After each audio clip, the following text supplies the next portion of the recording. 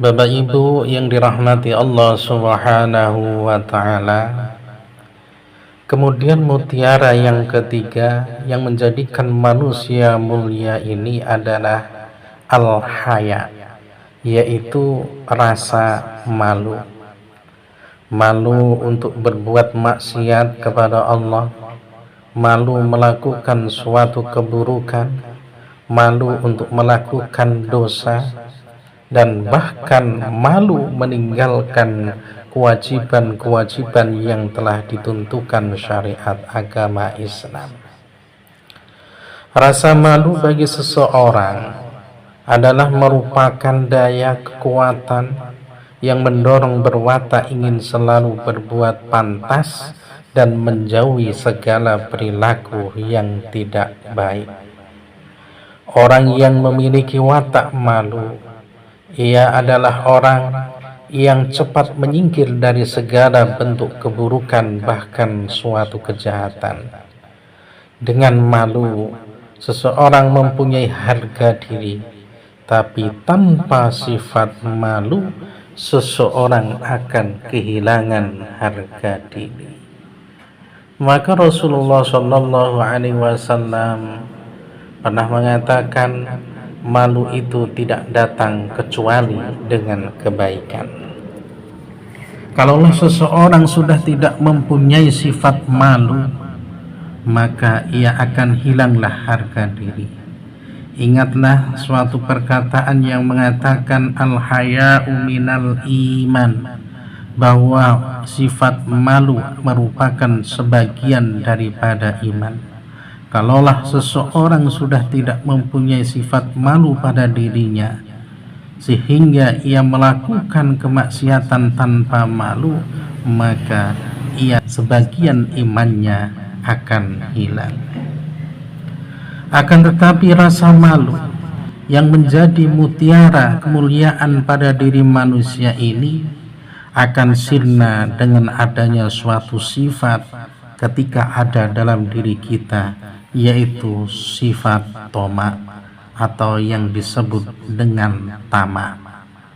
Tamak adalah sikap batin yang menginginkan agar kenikmatan itu didapatkan sebanyak-banyaknya, meskipun dengan cara yang tidak benar. Apabila tamak sudah mendarah daging pada diri manusia, maka manusia tidak akan pernah merasa puas atas apa yang sudah ia miliki. Bapak Ibu yang dirahmati Allah Subhanahu wa Ta'ala, oleh karenanya hindarkanlah diri kita dari sifat tamak, sifat rakus untuk mencari keinginan kita, sehingga menghalalkan dengan segala cara, yaitu didasari dengan sifat malu untuk melakukan kemaksiatan kepada Allah, supaya kita tetap menjadi orang yang mulia di hadapan Allah Subhanahu wa Ta'ala. Amin ya rabbal alamin. Kemudian mutiara keempat yang menjadi manusia mulia adalah amal soleh, amal kebaikan. Ketika seseorang melakukan amal soleh, suka menolong orang lain, berinfak, bersedekah, membantu fakir miskin, menyantuni orang yang membutuhkan, maka ia akan menjadi orang yang terpuji di alam dunia ini serta di hadapan Allah kelak. Karena amal soleh adalah merupakan perbuatan baik yang akan membawa kemaslahatan bagi sesama, yang dilakukan sesuai dengan petunjuk Allah atau Rasulullah Sallallahu Alaihi Wasallam. Bahkan Allah menjanjikan ampunan dan pahala bagi orang-orang yang beramal soleh, sebagaimana yang diterangkan di dalam Al-Quranul Karim, wa'adallahu alladhina amanu wa'amilus salihati lahum maghfiratu wa ajrun 'adzim. Dan Allah telah menjanjikan kepada orang-orang yang beriman dan yang beramal soleh bahwa untuk mereka mendapat ampunan dan pahala yang besar, dari Allah Subhanahu wa ta'ala. Maka ketika hidup di alam dunia ini, perbanyaklah untuk selalu berbuat baik, untuk beramal soleh, supaya tetap menjadi orang yang mulia di hadapan Allah. Akan tetapi, perkara yang akan merusak amal soleh kita ketika di dalam diri kita ini ada suatu sifat yang disebut dengan ghibah atau menggibah.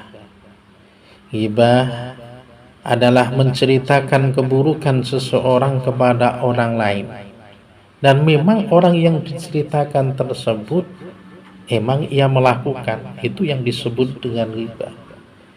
Namun ketika seseorang menceritakan kejelekan orang lain, tapi orang yang diceritakan tersebut tidak pernah melakukan keburukan tadi, itu bukan dinamakan ghibah, tapi dinamakan fitnah. Dan kedua-duanya ini dilarang oleh agama Islam. Oleh karenanya, jagalah sikap dan mulut kita. Man kana yu'minu billahi wal yaumil akhir, barang siapa yang beriman kepada Allah dan hari akhir, falyakul khairan, hendaklah ia berkata yang baik-baik. Jikalau tidak mampu untuk berkata baik, auliyasmut, lebih baik diam.